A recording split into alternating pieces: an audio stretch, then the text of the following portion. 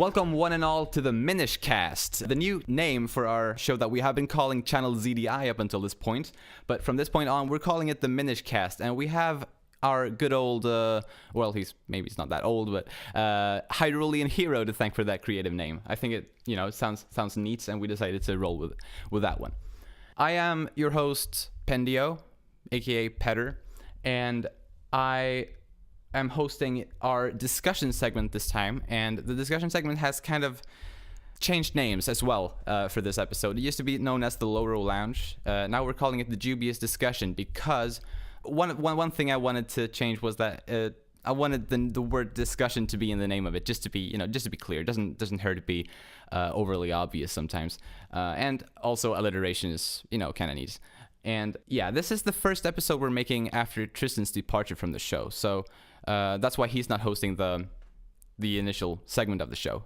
So I took over that, and I also kind of meshed this discussion segment with the review segment that I used to be doing before, because I kind of realized that both the old discussion segment and my old review segment, they were both kind of basically discussion segments anyway. So I just put them into one discussion that we are now calling the Dubious Discussion. Anyway, the discussion topic in today's episode is The Legend of Zelda Timeline. And with me, I've got DekuNut, aka Chase. Hello. We've got AncientPoe back from the previous episode, previous actual episode. Hello, how's it going? And we have a newcomer, the hero of legend, aka Ben. What's up? And so, it's just going to be the four of us. It's kind of a lax little discussion. It won't be too stiff or whatever. And to kick things off, I'd just like to ask you guys just some general opinions on the timeline, just some initial opinions. And I'd like you, AncientPoe, to start by sharing just what you think about it.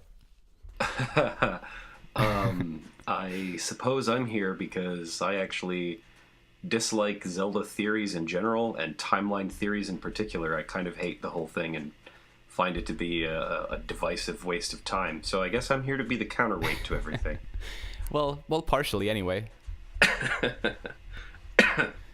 But was there anything else you wanted from my answer? If I have to say. Well, I guess that's good, just to make it clear to the listeners what your general view is. So, how about you, Ben? What do you think? I like the timeline, not the one given in the books, not the Historia or the Encyclopedia, because it's easy to piece the games together, like Skyward Sword Ocarina of Time, then like the classic arc fits at the end of the Four Sword trilogy, stuff like that. But the one given in the books just doesn't mesh together very well. So I prefer making your own timeline over the one provided to us. That's pretty much like just my outlook on it all. Yeah, I think I respect that, even though I'm not. My personal opinion is not very. I guess it's not the strongest ever, but Chase, would you like to share your just initial thoughts? I think that the Hyrule Historia ruined Zelda theorizing. As a person who was on the Zelda Dungeon theory section pretty heavily when it was released, things just dropped off after people stopped complaining about HH.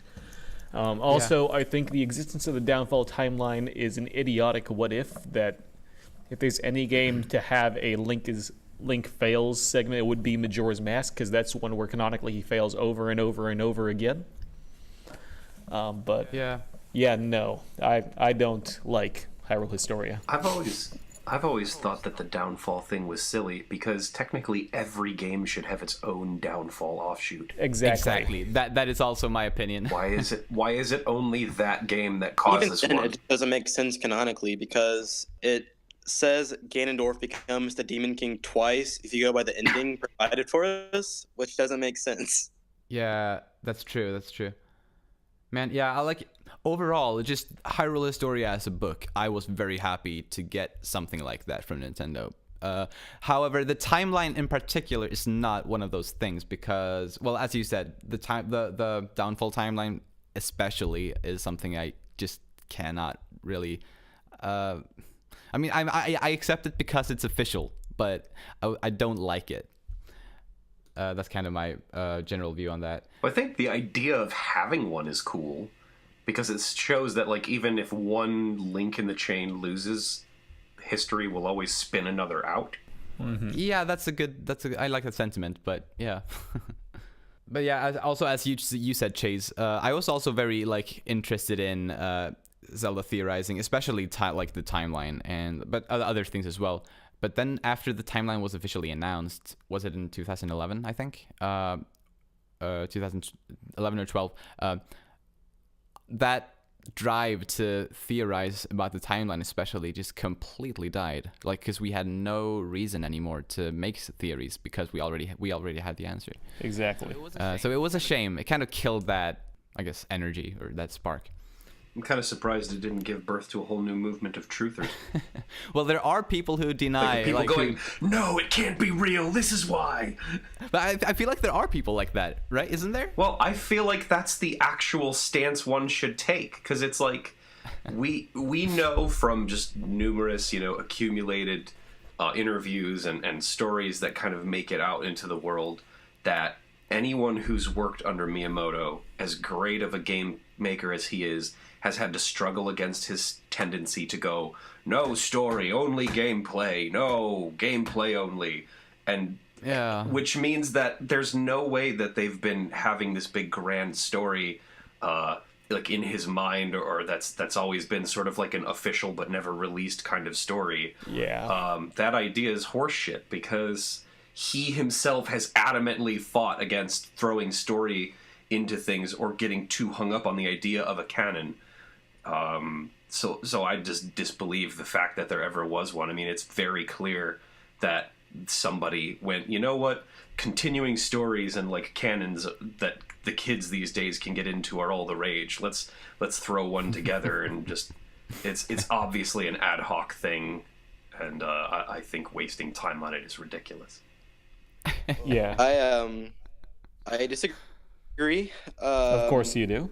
Going back to the beginning, we got Zelda 1, then Zelda 2, 6 years after Zelda 1.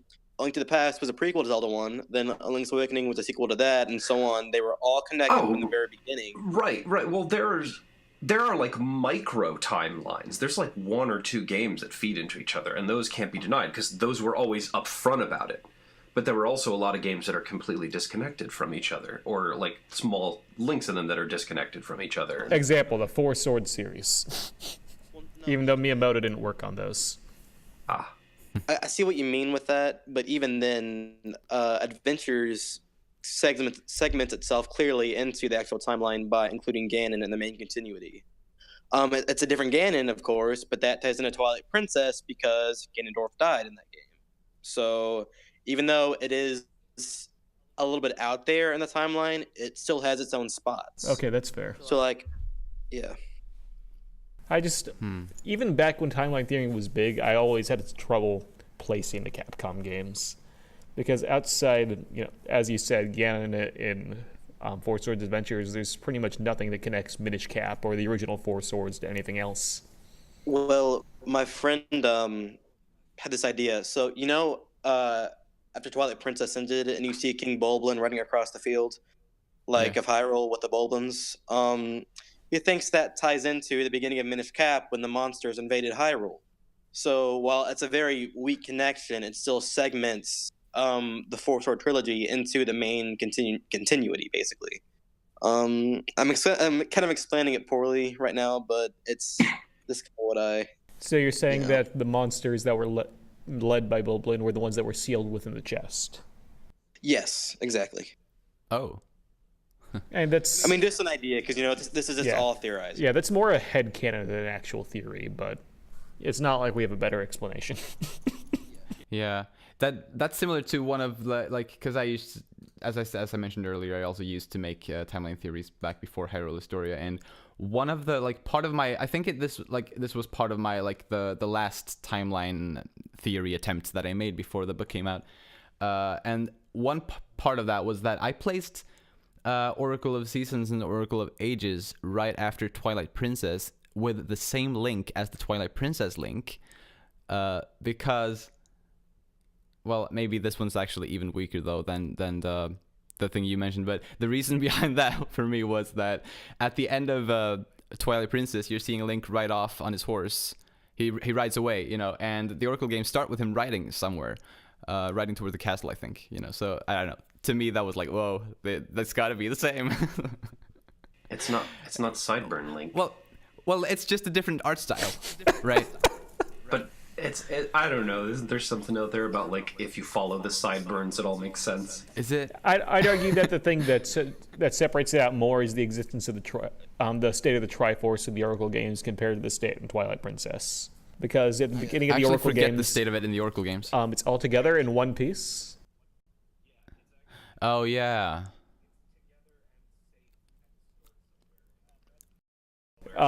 That's where Link was riding his horse. Yeah, it was calling him.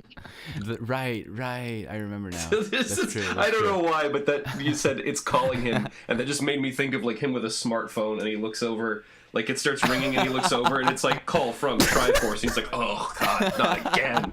Just like slides over to like ignore the call, and then it immediately pops back up. Just I gotta rest already. That damn Triforce. Yeah, when I heard that, I just thought of like Moana, like the How Far I'll Go song. Except Link singing it. Can we get someone working on that? That would be great. Yeah, just Photoshop his face over Moana. Either that or get him in Hercules singing I Can Go the Distance. Oh, yes. I don't know why, I just think that works. I think it works. Probably works. But anyway, where were we? I feel like we got a little sidetracked. Petter's terrible timeline theories. Yeah, well, I mean, actually, before because I joined the forums back in 2010 at some point, and I used to make timeline threads, but I made at least two. I think I made exactly two. One was called Komali's Timeline Theory because I went by the name of Komali back then, and the other one was called Komali's Timeline Theory 2. Real creative names there, buddy. Yeah, right. And it was like the last one of them, like the one that's got the 2 at the end. That's the one that had that far-fetched Link riding from Twilight Princess into the Oracle games. So, I mean, I was 16 at the time. That's no worse than my original timeline theory, which stated that Legend of Zelda came immediately after Twilight Princess because I didn't know where else to put it. Oh. I was like 13 at the time, so... well, I mean, why not? I mean, it's fun. Like, the fact that we were able to do it. No, I also put in there that Ganondorf survived because King Bulblin nursed him back to health. Oh, wow. Oh boy. Oh, that's kind of cute, actually. That sounds like we're heading more towards, like, fan fiction theory and not... we're talking, like, dark corners of the internet fan fiction, because you're already skating very close to something you don't want to... Well, no, okay, I don't want to sound rude when I say this, but when he said because he didn't know where the Legend of Zelda went when placing it after Twilight Princess, I feel like that's the majority of the Zelda fan base's response to like the Four Sword trilogy because they haven't played them. Like I don't want to call anybody out right now, but Zeltic, he said fuck Four Swords because he hasn't played it. He doesn't know what to do with it. So instead of like learning about it, he just says fuck it and just doesn't know what to do about it and just kind of ignores it when like theorizing, which is like the worst response you can possibly have towards the game. I feel like I understand why, because they're not really Zelda games. They're like a game that wears like a Zelda mask. I mean, Minish Cap is most definitely a Zelda game. Oh, absolutely. Oh. But he was talking about the Four Sword games. Yeah. I played the Minish Cap and Four Sword, but I have not played Four Swords Adventures, which is the actually important one. Well, I think it's kind of boring, Four Swords Adventures. At least, it's my least favorite out of those three. But does that one still play like a Zelda game, or is that like the first one? Both I have to admit, Four I know Swords nothing and Four about Swords those Adventures are like stage-based. Okay, so they're the like running around, grabbing like Triforce bits and like smacking each other about, and then... Basically. Okay, yeah, that's... I don't know which of the two I played like a level or two of, but I was like, well, I'm never ever going back to this. I mean, I think I had a good run with Four Swords because I played that with a friend, and I had a lot of fun with that. Just I guess mostly it's the interaction and the with other people through the game. That makes sense. I played the original Four Swords alone on the DSi, and that was not very fun. I can't imagine a faster way to make a Zelda game worse than include other people in it, to be honest. I mean, the Phantom Hourglass multiplayer was really good. Oh yeah, that's so much fun. You say the Phantom Hourglass multiplayer? Have you not played that? Yeah, Phantom Hourglass had multiplayer. Yeah, dude, it was like the crazy fun. For like the normal regular game part? Like you could just have someone with you? No, it allowed you to, there's some people that were playing multicolored Links, and there were some people that were playing Phantoms, and then the Links had to go running around collecting Force Gems. It was kind of very Spirit Tracksy. Huh. But it wasn't like main game gameplay. No, it was not. Oh, absolutely not. Not okay, at all. that's what I mean. Is like, like when they announced Triforce Heroes, showing that like the main gameplay is playing with other people, and I was like, I'm not touching that because I don't play nice with others when it comes to Zelda. Triforce Heroes is another game that's hard to place. Triforce Heroes is a lot of fun to play with friends. But you gotta have friends to play it with. Like, if you don't have anybody that wants to play it with you, then it's bull hell. But Yeah, and I've heard bad things about trying to find other people online.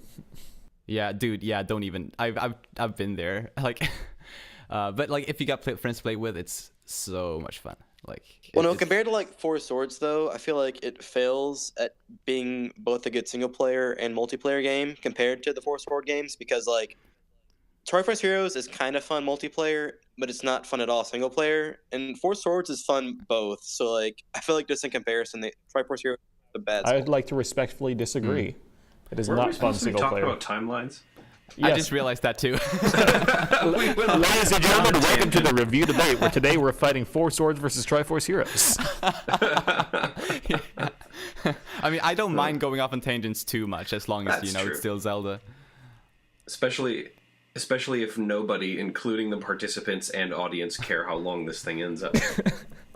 Yeah, talk about Triforce Heroes in the timeline. Okay, actually, I thought about this. Post-Spirit Tracks. I agree. As much as they flat out said it was a direct sequel to A Link Between Worlds, that was nothing more than a marketing stunt to get people to buy Triforce Heroes. Exactly. Although, I think everybody can probably agree that Triforce Heroes is probably the weakest Zelda game story-wise ever. I can agree with that. Are we counting CDI titles? Not counting CDI. The CDI titles are direct sequels to Twilight Princess. Okay. Speaking of the CDI games, it's something I wanted to kind of touch on, although I wasn't planning on, going in depth on it. Would you, in any kind of reality, consider placing non-canon Zelda games in the timeline? I have. Have you tried, Not the CDI ones. On my second timeline, I put the Tingle games on the timeline. I like that. That's because good effort. the Tingle in Wind Waker was so hungry for money because he was getting rupees for Uncle Rupee, and that's why everything costs so much. Stuff like that. Yeah, I mean, he's always been a rupee craver. Yeah. Ancient Stone Tablets fits kind of neatly in between Link to the Past and Link's Awakening, the 6 years in between that Link's gone. So, I mean... Wait, what? Ancient Stone Tablets was Satellaview. It was a Satellaview version of Link to the Past, kind of. I was going to say, actually, Link's Awakening is supposed to be a direct sequel to Link to the Past. Yes, it is. I don't know where I know this from. It might be from the actual little pamphlet that came in the with the Game Boy game, but I remember reading it because he's something about how Aghanim came from, no one knows where he came from, and Link is I've got to travel the world to, find other places where threats could come from, which is why he's sailing and why the ship gets wrecked. Doesn't darkness take the form of Aghanim at one point? Yes, because it's a prior... He's pulling from Link's memory. That's why everything is, Ganon and... If nothing else, like that in itself proves that it's a direct sequel to A Link to the Past. Right. Yeah. Although, actually, I want to say something. This is kind of... like I said, I don't really care much about timeline theories, but I do kind of like little micro theories and stuff. And I like the idea that places in Breath of the Wild some of them are their names are referential to Link's Awakening, because I like this idea that like when he got back, he told people about like his dream, or like talked about it like a real place to kind of keep the memory alive, and so some of those places ended up with names from his travels there. You know? On that topic, though, like speaking of location names in Breath of the Wild, like there's names and references from games on all 3 timelines on there, like that could never have existed on the same plane. Unless you count Hyrule Warriors. Yeah. Like the only hard ones to explain really are like Kolomo Lake, whatever it's called. It's like a play on Locomo, but like that one's like the really odd one out, because you can bullshit like the Phantom Hourglass Islands, but you know it's just. Here's the thing about the Kolomo thing. It's not actually called Locomo. It's just a similar name. Therefore, it probably wasn't actually named after the Locomo, and it was instead out-of-universe named as a reference and in-universe named for some other reason. I mean, Yeah, well, you can say that, but If it was called I mean, Locomo not Island, I really. would say otherwise. But the fact that it's called Kolomo is different enough that I'll say it probably didn't share an origin in universe. Just out of curiosity, where is Kolomo Island? No idea. oh, it's a lake. It's My bad. it's near you know that stone talus, like on that one island alone, and like in the middle of a pond. It's like that lake. Is that the one by the birch trees? I think so. Yeah. ah, It's like the, yeah, right. There's Yeah. a garrison That there. memory, you know the memory. It's near that. Ah, yeah. I guess I never really put together the reference. You guys want to hear my terrible Link's Awakening theory? Yes. Actually, I don't think it's Please do terrible. I tell. still do like this. My theory is that the island in Link's Awakening and the world of the Windfish in Phantom Hourglass are the same world in different timelines. Because they're both ruled over by a sleeping, whale-like god. And Bellum can be seen as very similar to Nightmare if you think about it. They're both, focused on islands. And there's at least references to sailing in the Link's Awakening, and that's one of the major things you do in Phantom Hourglass. Well, the thing about that is, it's like small details and stuff, and it's not really timeline related, but No, but I still like it, and I want to get it out there. no, I mean I'm sorry, but what I meant to say was so Koholint is in the real world. In the manual of Link's Awakening, it says it's an island south of Hyrule. So, I mean, I guess I'm just saying, like, I don't think they can be the same just because they're both in the real world. Because, like Link's world, like they're in the world of Hyrule. Because if you talk to the Anuki in Spirit Tracks in the Anuki village, they say that some dude came and they lived on an island of frost, which is like, they lived on an island of frost in Phantom Hourglass. Yeah, And they yeah. said, basically, hey, you got to leave because this island sucks. So it's implied like Link from Wind Waker and Phantom Hourglass took them to New Hyrule with him. And the same goes for Linebeck. He is out like at the end of the game. He's out like he's not like in that whatever you want to call that other world or whatever, like the world of the Ocean King. I always assumed that Linebeck was able to just like bumble his way over there because, if anyone's able to accidentally bumble their way into a, giant dreamscape, it would be him. Mm-hmm. Well, I used to have a theory on this topic, although, and it's kind of, I guess, like it's sort of almost a combination of a theory and a headcanon, but it's something I still like to think is the case, and that's that the world of the Ocean King in Spirit Tracks is not a dream, but it is, well, if you accept the idea that Termina is an alternate dimension to Hyrule, the world of the Ocean King is Termina. Yeah. And that was actually part of my original version of the theory, because but cool. I decided not to include it because, as you said, it is very headcanon-y because there's no actual. Yeah, but at the same proof. time, there are ways to, like, first of all, what we know about like Hyrule and Termina, like their like differences and similarities, like they are basically like mirrors, or in a way, of each other. Like they have individuals who look exactly the same, and events would have possibly occurred that were similar as well. So I imagine the world of Termina could have gotten flooded the same way Hyrule did, and that turned into the world of the Ocean King. Which and there's also like in the east there's the undead area, like, or I guess it's this northeast, like, to be precise, in Phantom Hourglass. But like, it's geographically it's also kind of similar. But yeah, you know, it's still not the strongest theory in the world, but it's something I like to think is the case. But what happened to the Zora? No. Just because the Triforce symbol is like kind of prevalent for the Ocean King, I just think it's like a part of Hyrule we just never saw that got flooded. Yeah, I mean, Like, I think it's like a different world scenario. I think it's just they use different world to describe it. It's because it was so different. It was so bizarre, basically. That's just how I saw it. yeah, I mean that is definitely possible too. To me, it always seemed like it was not quite like the regular world somehow. Like, something about it. Yeah, it definitely seemed off. Especially since you were taken there by this ghosty ship. Yeah. You know, like it seemed kind of weird. Oh, one other connection between Phantom Hourglass and Link's Awakening: seagulls. Well, there's seagulls in Wind Waker too. Shush! Seagulls. It's the way of the future. In interviews, Aonuma said that Errol is based off of Marin. Like, that's why she has like the seagull dress going on. Yeah. Okay, that makes sense.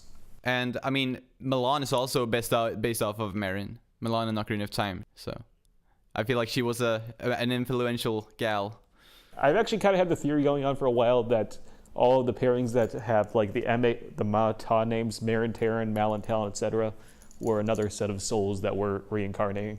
Possible. Yeah, I always kind of like how characters reiterate themselves. Though Marin and Terran were in a dream world.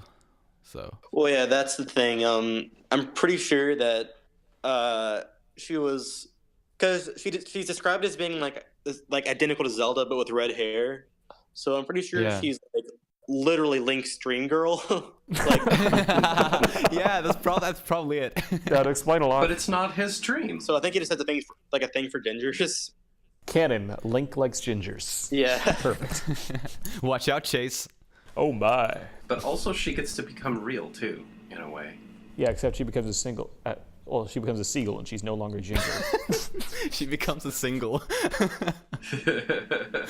Well, I mean, she probably did. I don't think Link would be begging a seagull. Well, No. I don't want to imagine that. It's too late for me. Save yourselves. So, yeah, timeline. He's just desperately trying to steer back to the timeline discussion before we start going down this avenue. Just so anybody, please, if you have anything to say about timelines, please say it now, please. Just... Where, I guess, Link's crossbow training goes after Twilight Princess, maybe. if we have to place it there somewhere. You've seen that thread on ZD, right? I don't think I have. What? Why can't these three games be canon? It's an entire thread that argues that Link's crossbow training and Hyrule Warriors? Hyrule Warriors, and what was the other one? I know I linked it in the other chat with you, Ben. Do you remember? I really don't. Is it a Capcom one? Okay, I'm just going to go look it up. Do you guys remember Vita Tempest?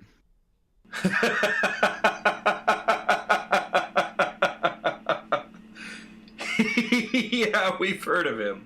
He put Breath of the Wild in between Skyward Sword and Ocarina of Time. Even though Ocarina of Time like name drops characters. So Right, wait, where did he put it? Because last I remember, he was adamantly insisting that it was a direct sequel to Wind Waker. And he was willing to fight me for 3 forum pages on this. he said that the Temple of Time would be ruined in Breath of the Wild, and you go back in time and fix it, and then that goes to Ocarina of Time. So, yeah.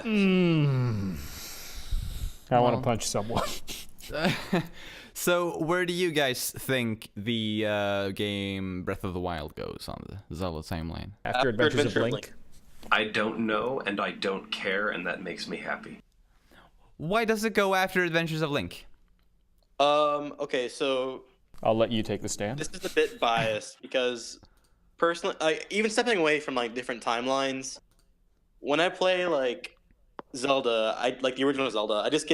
I feel more of a connection personally to Breath of the Wild. Like, I get that like they did that on purpose, like Nest Connections, like they did like an entire video on it during E3, but I just feel like a personal connection in world to the original Zelda more than I do like any other Zelda game. I mean, yeah, that is, but that's just a gameplay thing, right? Well, there's also a bunch of concept art that's referential to the original 3 games, because you've got, as soon as you're coming out of the Shrine of Resurrection, you stand on a cliff overlooking some mountains, just like some concept art from the original Zelda. The Master Sword Sanctuary-ish area in Breath of the Wild is very similar to the one in Link to the Past. That kind of thing. Yeah. Even down to using the same flowers. Yeah, the exact same flowers in the exact same spots. Wait, so I have a question. Ask. So where does Hyrule Historia put, like, in relation to each other? Which one comes first in like the official timeline? Ocarina of Time or Link's Awakening? Or Adventure of Link. Adventure of Link comes after Ocarina of Time. Ocarina of Time is the 3rd game because it goes Skyward Sword, Minish Cap, and then Four Swords Ocarina, or Ocarina and then Four Swords. It's Four Swords before Four Ocarina. Swords Ocarina. And then it has Adventures of Link at the end of the Downfall timeline. Oh, okay. That makes sense then. I mean, I can probably accept that. I've been very torn on the timeline placement overall. The reason why I feel like that has to be true is the town names. Because you get names like Darunia and Mido, and there's no reason for some reclusive-ass Kokiri to name one of their people after some town, like some, Hylian town, but it makes entirely more sense for them to, like, once he becomes a famous sage and they like start making stained glass windows of him, it's then we'll name this town after this Kokiri guy who was a sage. Mido wasn't a sage though. Mido was just a douchebag. Sorry, no. I meant that a little bit wrong though. I mean, he does have a town at because he's at the party at the end. Like he gets to sit with King Zora. So here's my thoughts. He becomes something. All of the people that were named after that had cities named after them were still important. Right. Rito was still a princess. Mido was the boss of Kokiri. Darunia was the chief of the Gorons. That kind of thing. Yeah. So maybe they weren't named after that because they were sages, but because they were all, figures. They were all important to Hyrule. Prominent, yeah. And okay, I just like going to tangent. Four Swords Adventures was like stated from the beginning to be a sequel to Four Swords. So the fact they're separated by like 3 different games is like kind of bad. Because like Four Swords Adventures name drops Link from Four Swords. Like that's never happened except in Breath of the Wild, where they like mention a hero's name, and even then that's like really it happens not very commonly in Breath of the Wild, like where they do that. Like they mention Link's name from 100 years ago. So like, I mean, I just don't think. Yeah, isn't Four Swords Adventures the only other game that makes you be called Link? Yeah. Yes. Although I think it's funny that everybody else seems to have a much longer memory. Explain. Well, it seems like every other race lives way longer than Hylians do, so their ancestral memory is going to stretch farther back with fewer mistakes because there's fewer iterations. Like generational iterations that would it's like basically history in that regard, especially like oral history or experiential history is like the telephone game. For every generation to repeat it, it's going to mess it up a bit.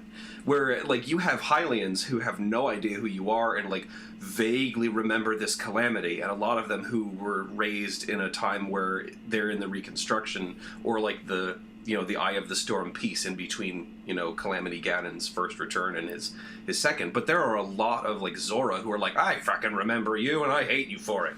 Like, yeah, Zoras in particular were very, like, I like what they did with the Zoras in Breath of the Wild, like how they really elaborated and expanded on them and made them. But they all talk about it like it was a couple years ago, which indicates an extremely long lifespan. If 100 years pass and to you it's like a decade, then that's like... They must live for a long time. Yeah, the Hylians are no longer the elves of Zelda. Exactly, I was going to say right. that. And, aquatic creatures tend to keep getting bigger and bigger as they get older, and look at the size of Dorephan. Jesus.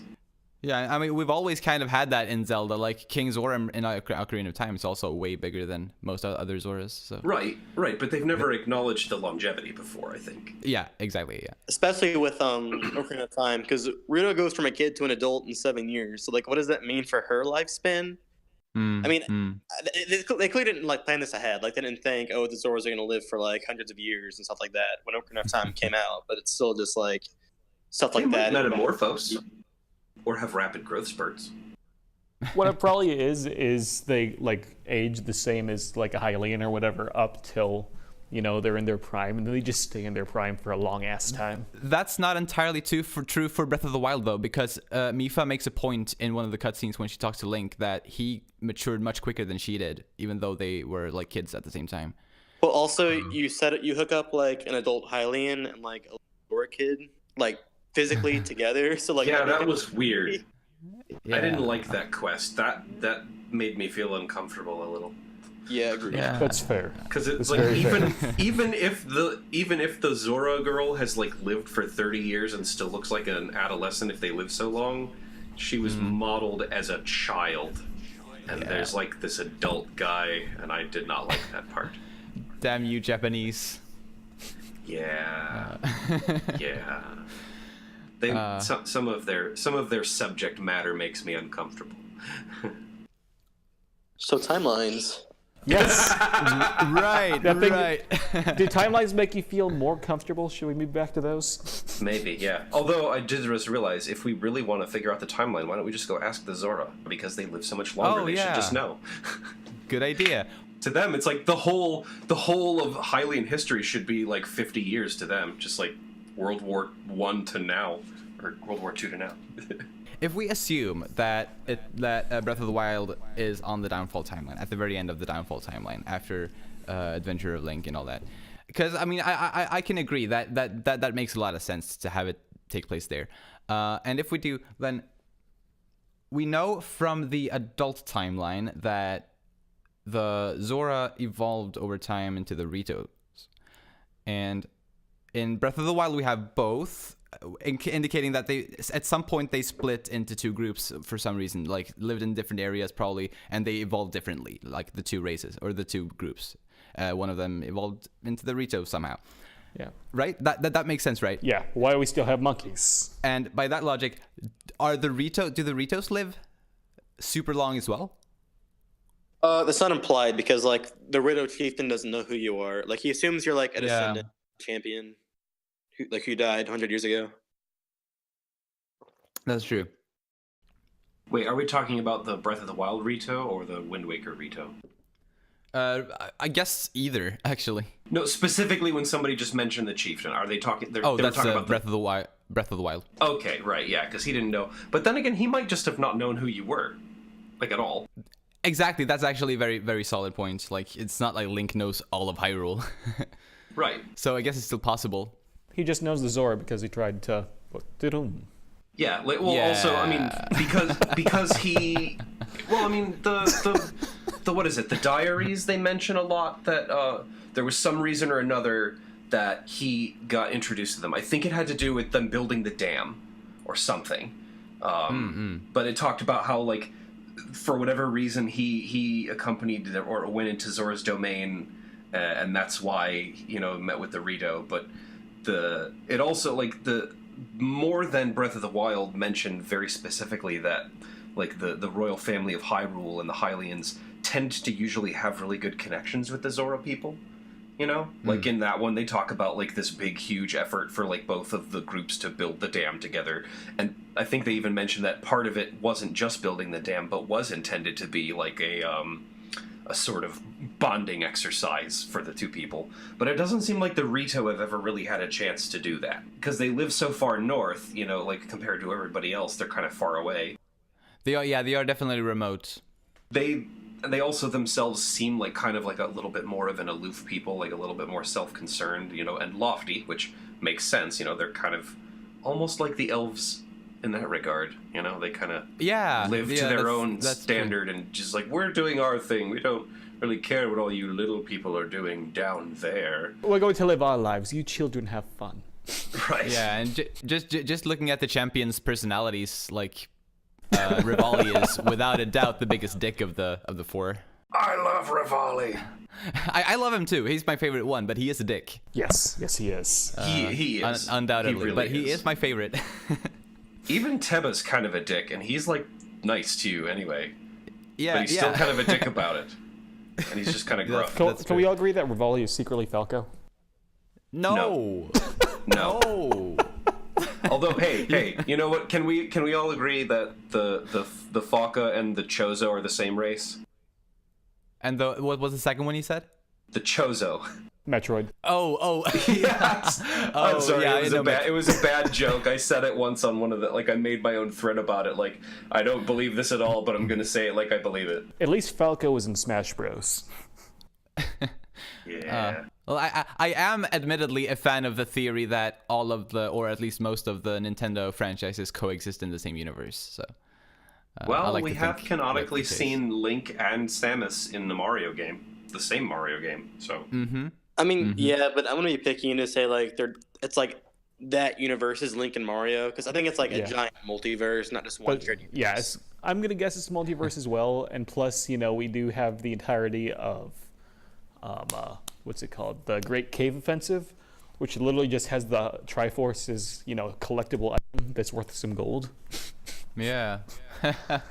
Yeah. And also, Mr. Saturn, the living being.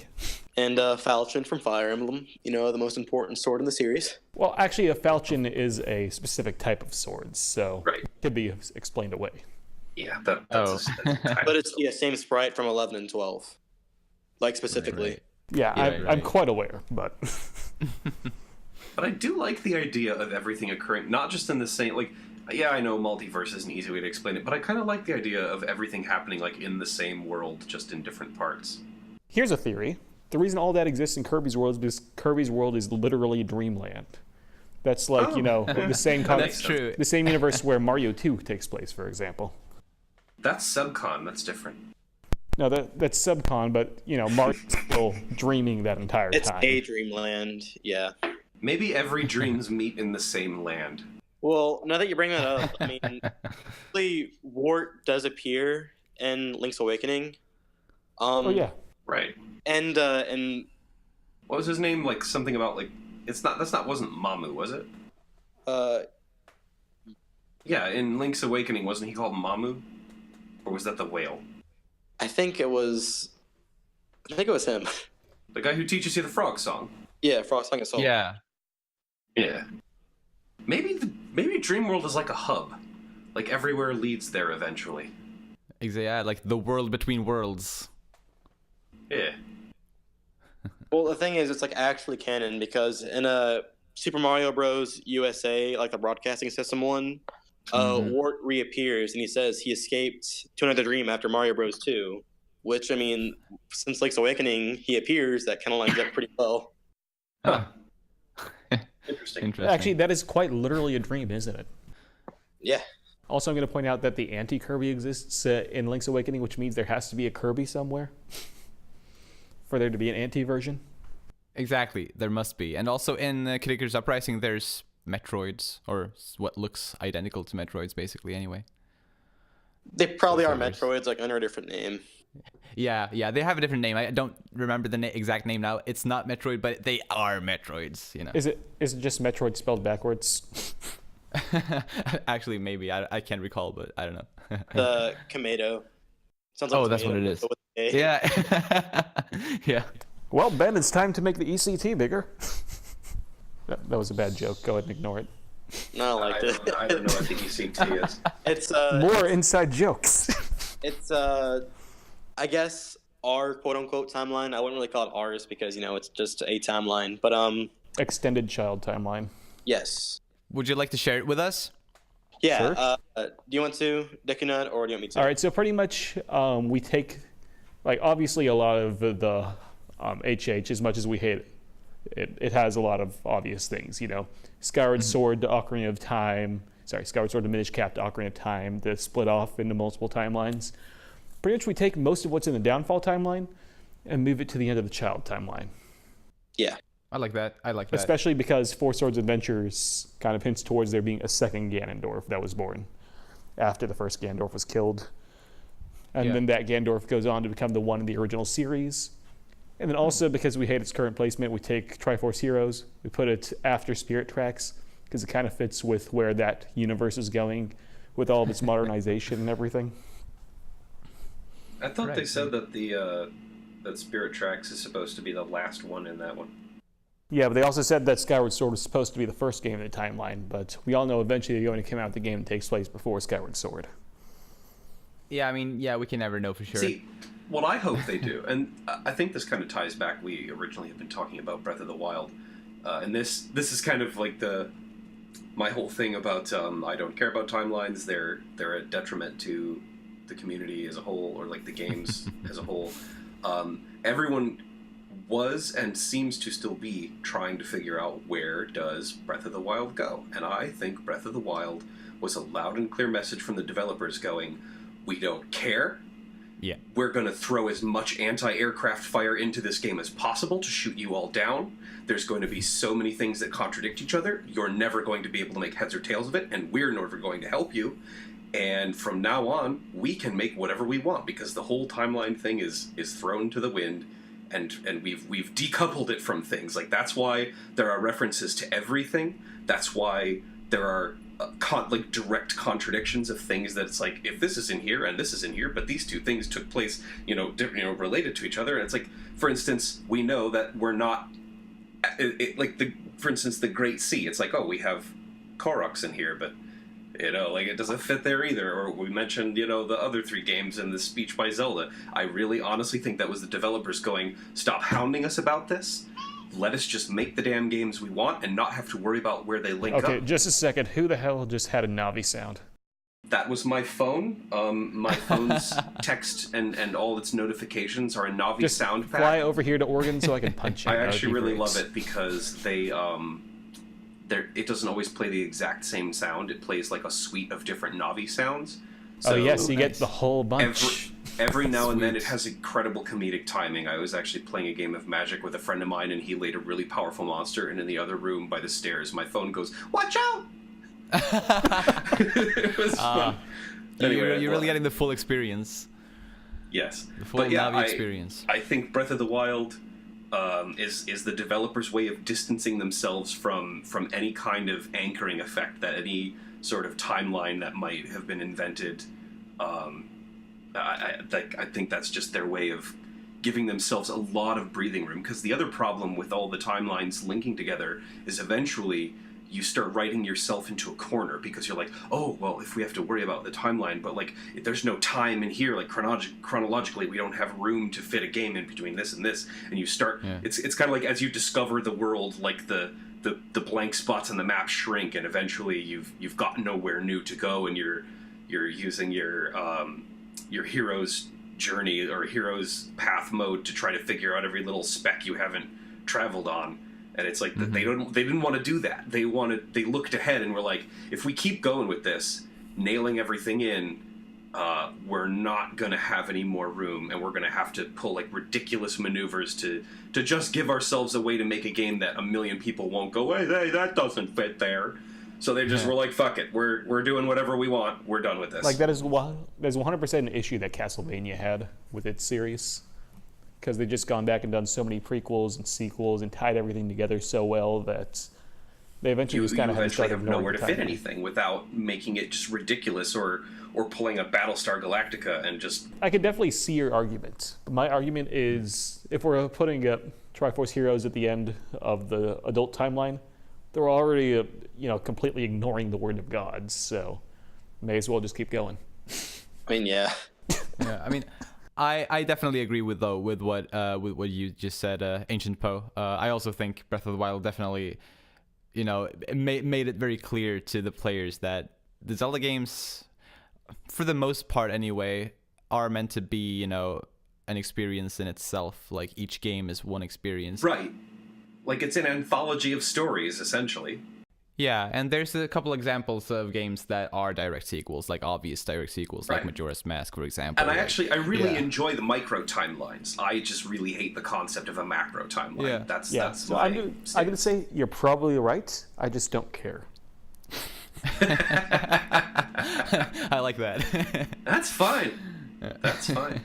It's my stance on timelines in general. So that can be your stance on my stance on timelines in general. I have one question. I guess it's mostly directed to those of you who are, I guess, actually care about the timeline. And that's the concept of the merging timelines, you know, having all three of the timelines merged together into one at some point later on, like further down the line. What do you think about that concept, about that theory? What do you think about that? How would that happen? Yeah, give us a good reason. We have a reason for the split. I mean, not for the downfall timeline because that's stupid, but we have a reason for the adult timeline and the child timeline splitting. We don't have any good reason for a merge to happen. Like, you can make hypotheticals all you want, but that doesn't help when it doesn't happen. Yeah, like there's just so much that would have to happen in each timeline to make it match up with the other one. And there's no way that I can think of that, you know, you could have multiple timelines that are completely like different sets of existences could merge into one. I don't think it's possible to have timelines merge at all. Exactly. Thank you, guys. I'm so grateful that all of you agree with me also.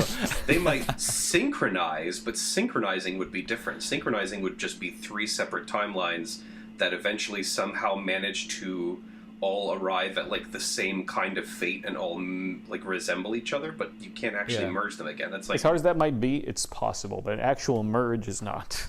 well, I think a merge would have to be something that acknowledges the multitudinous nature of dimensions and some kind of like meta storyline where like somebody's actually trying to pull them together, and the closest you get to that is Hyrule Warriors, which is essentially a being outside of time pulling a bunch of things from those disparate dimensions and putting them all into one dimension. But even then, that's not enough to actually merge them. That's more enough to like bridge them and have little bits leak out. The only explanation I can think to come up for that is the 1980s comic series Crisis on Infinite Earths, which ends with two. Yeah, it's an interesting book. It's kind of confusing. It's extremely confusing.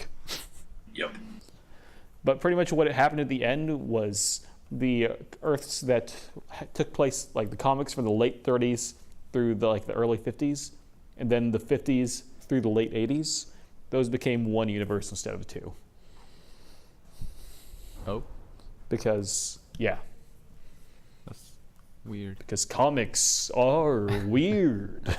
Yeah, on the topic of like the merging timeline theory, like, because I know there are people like who firmly like believe in that, and or like at least want to have it happen somehow. But the thing about that is, even if all of the timelines were to merge in together, like, and somehow turn into one timeline again, there would be three different pasts, three different histories taking place in the same years. Like, Hyrule was flooded, and it was also not flooded. It can't be both flooded and not flooded. You know what would be very interesting? What? If a timeline merging game came out, but Link is on the side of stopping the merge.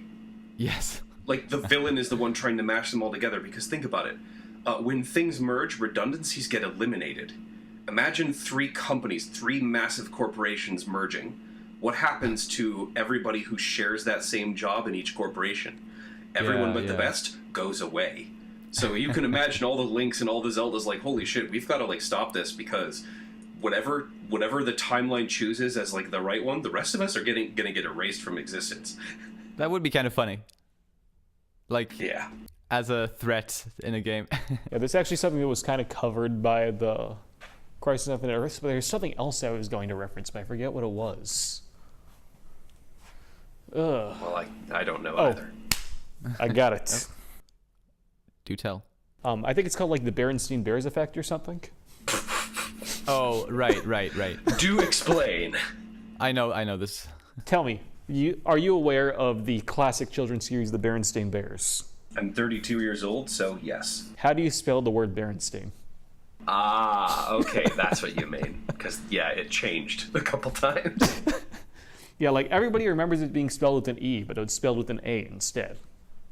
And so people have come to a theory that this is proof of alternate universes, and the people that remember it as E have come from an alternate universe.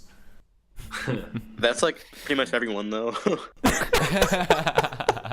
Yeah, it's We are all it's in the weird. wrong universe.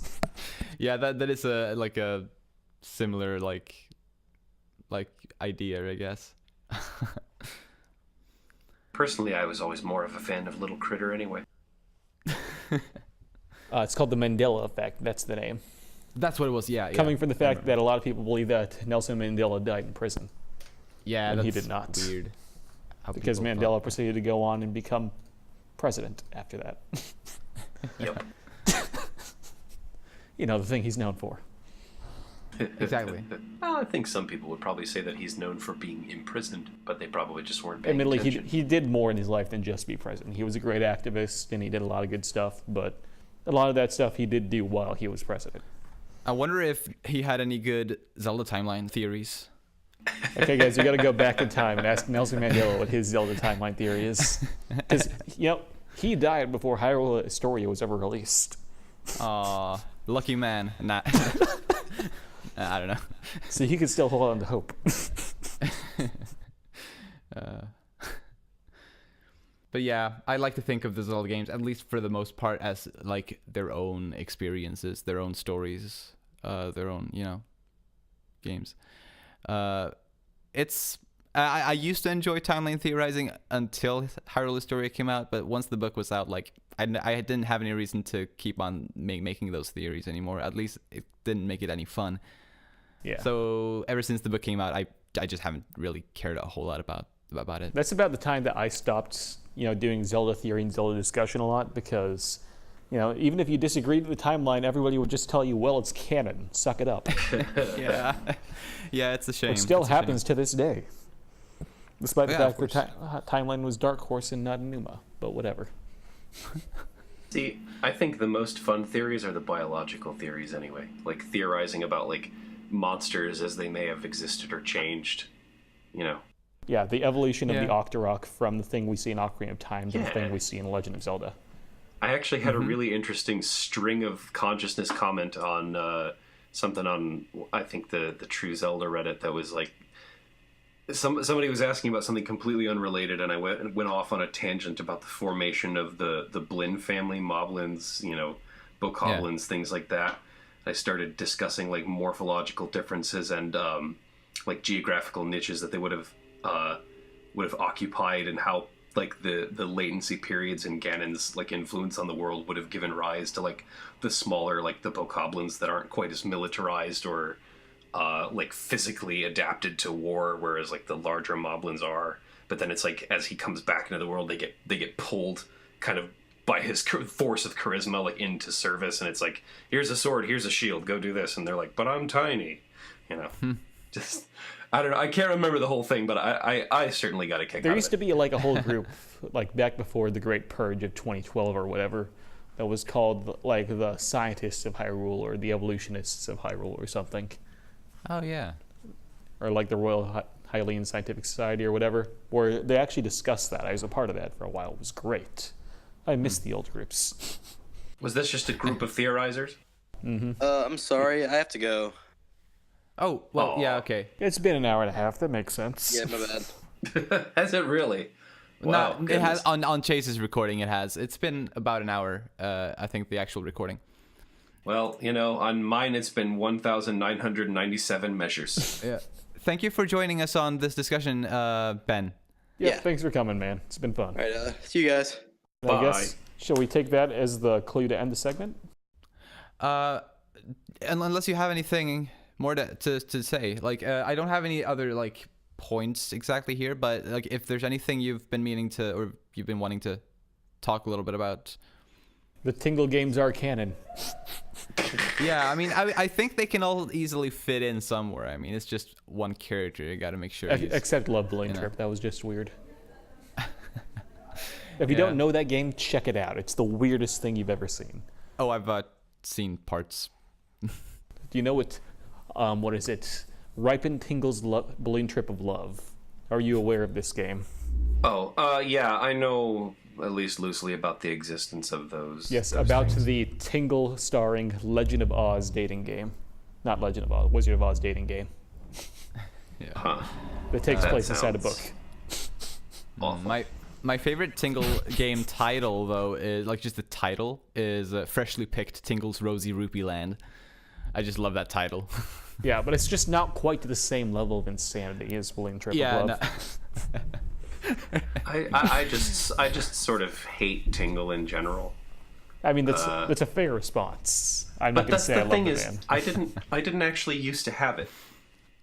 Because like I know a lot of people hated him from the games, and I didn't hate him until Hyrule Warriors. Oh.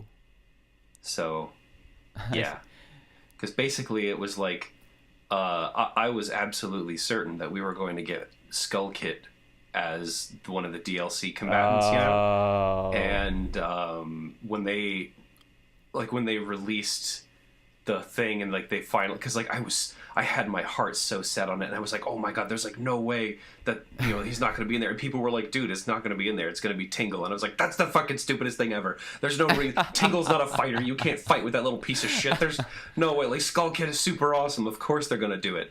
And then it came out, and of course it was, you know, Tingle was the fighter for it. And then later in an interview, they were like, oh, we were never even going to do Skull Kid at all because we couldn't think of any way you could turn him into a fighter. But then the only reason we did it is because he was super popular with Western audiences, so we made him later. And I was like, you motherfuckers kidding me? Can't think of how to make him a fighter, but you made Tingle? His weapon is a balloon! The classic Fire Emblem fandom before, during Smash 4. The entire Fire Emblem fandom, well, classic Fire Emblem fandom during Smash 4 is what you sound like right now. Oh, yeah. Why did they add 'cause- Corrin? Corrin sucks. Yeah, they just added a bunch of characters from the two most recent Fire Emblem games.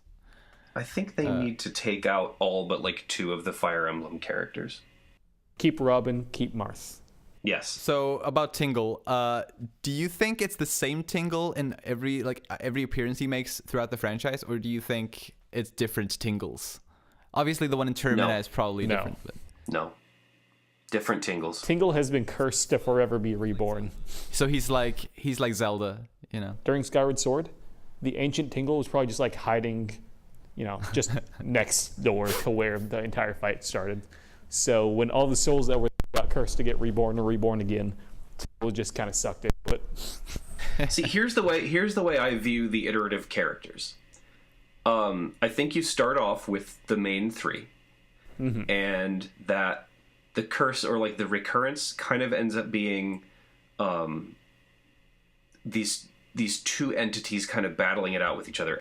So I kind of feel like Hylia is like the white side, and, you know, Demise, or whatever you want to call it, is the dark side, and they continuously spin out these things into history to kind of sling at each other again and again to see who is the winner.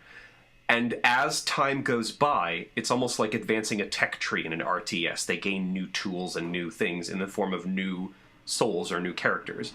And from that point on, they spin them out again and again, and they use them So again. we could agree that Mallow works for Demise, right? For who? Demise. No, who is Mallow, the like little kid from Twilight Princess who runs the shop. I like him. Shut up. He's great. Actually, you know what I was going to say? I love the iterations that occur in the Zelda series where like a character will appear and then they'll appear again later. And sometimes it's like a direct, obvious thing like Tingle, and sometimes it's really, really indirect. So for instance, if you really think about it, like there's in a Link or in Link's Adventure, no, not Link's Adventure, Adventure of Link, you know, second game ever, there's these women who heal you, right? Yeah. The prostitutes. So they're seductive looking women in red dresses. Yes. Yeah. So So they'll take you into their house and heal you for water. yeah, Crazy Tracy from Link's Awakening is kind of like an iteration of them, because she's a seductive woman in a red dress, and she heals you and she gives you her little potion that'll revive you like a fairy. But I don't know, I just kind of think they're at least loosely related. That would make Yeah. sense. I mean, it's probably some like they probably had a similar idea in mind, you know. But yeah, Any final thoughts? Any ideas? final words? Words. Oh, wait, was this still part of the segment? I guess it can be if we I wanted haven't to. officially ended it yet. I mean, I could also Oh. always edit I it. thought we were done. I thought we were done already. I was just talking to talk. That you could cut all that bullshit out. That doesn't have anything to do with anything. We'll see. A theorist is never done. We'll see what I end up cutting out. But I'm not a theorist. I've already explained that. It's too late. You're one of us shit. now. You're busted. Shit, no, damn it.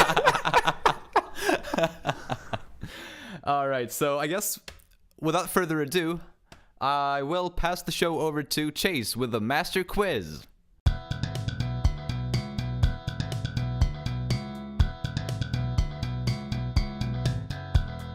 Hello everyone and welcome back to the Master Quiz, where last time Keiko wiped the floor with a Pendio, and now he's moved on to the next challenger, Stormageden.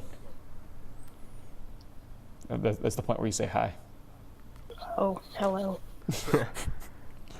Alright, and so this week's quiz, by popular demand of 3 people, is popular enough.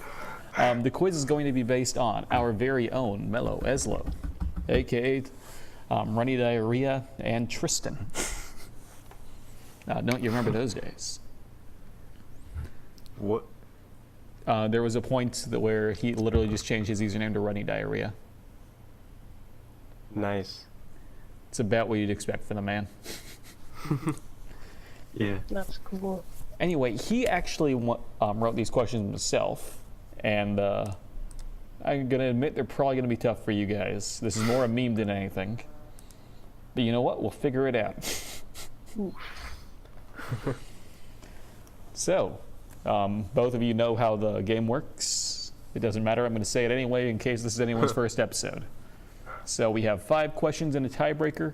I'm going to read out loud the question, then we're going to have kind of a family feud thing where one of them, the first one to buzz in, gets to answer the question. If they get it wrong, then they get to pass it over to the other person. And then if they both get it wrong, I get the point. Actually, in this case, Tristan gets the point because he wrote the questions. And if Tristan wins, then that's bad. So let's not have Tristan win. What's everyone's sound going to be today? Random buzzer sounds. That's mine. It's frightening. That is. All Mine's right. gonna be this. All right, that works. And with that, let us begin. First question. What is Tristan's favorite color?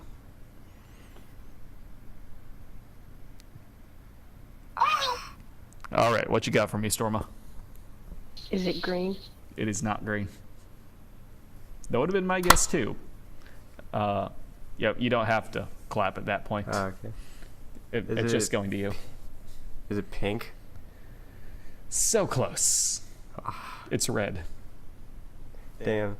For the sake of this question, I think I'm going to give it to you because this is all memes anyway. I should I'll give you- have thought me and Tristan are the same person, and my favorite color is red. So, All right, well, let's see if you two being the same person is going to help with this next question.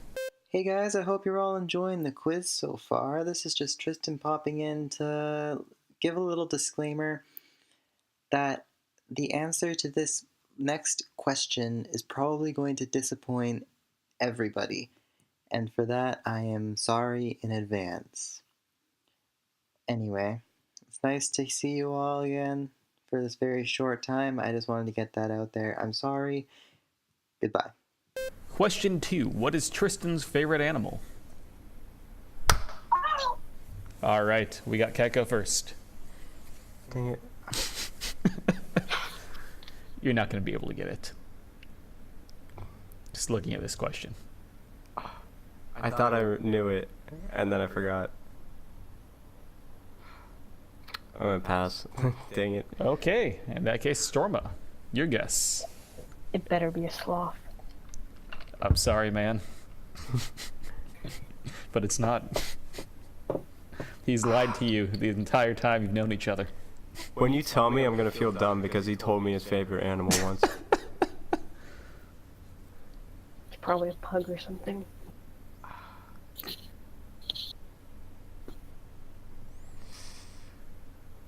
I have no idea. Are you just gonna pass? Yeah. Snow leopard. Damn it. Yeah, that does sound familiar. All right, so question 3. When is Tristan's birthday? No checking Facebook. I know you will, too. Okay, what we got? Storma. Is it October 26th? No. By the way, whoever's closest, I'll just give them the points for this one. I'm just gonna take a shot in the dark. Okay. September 12th. Nope. The answer is October 16th, which means I'm giving the point to Storma. Yay. I don't know why I drummed on the table there. That wasn't actually as awesome as I hoped it would be. But doesn't matter. Where is the country that Tristan most wants to visit?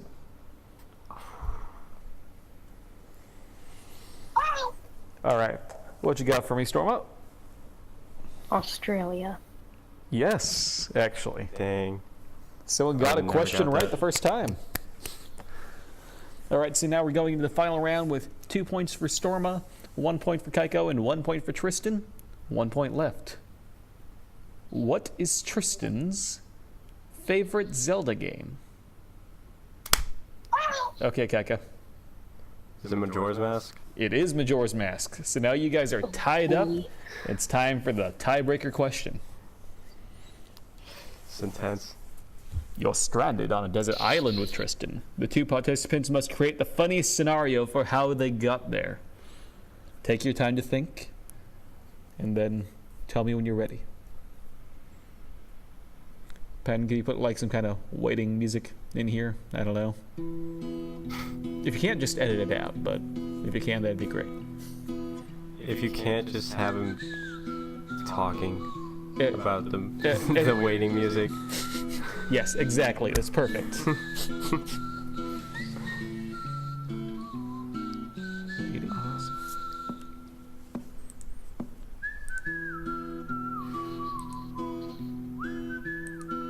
Can you repeat the scenario one more time? You're stranded on a desert island with Tristan. How did he get there? Entertain me.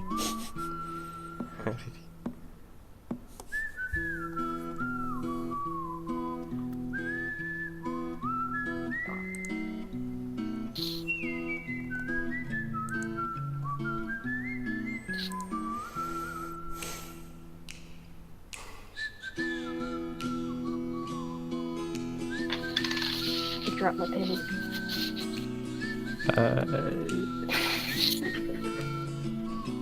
Okay, you guys have a minute left to think. Answers quickly, people.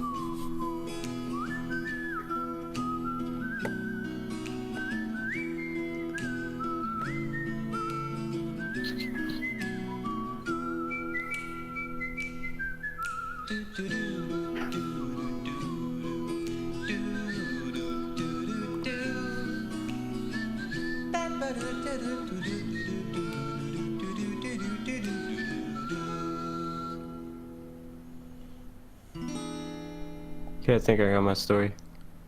Okay. Tell me the story. So, me and Tristan thought the sign said Desert Island, but when we got there, there's no dessert. The end. Top 10 worst anime betrayals. All right. You got something yet, Storma? Mm-hmm.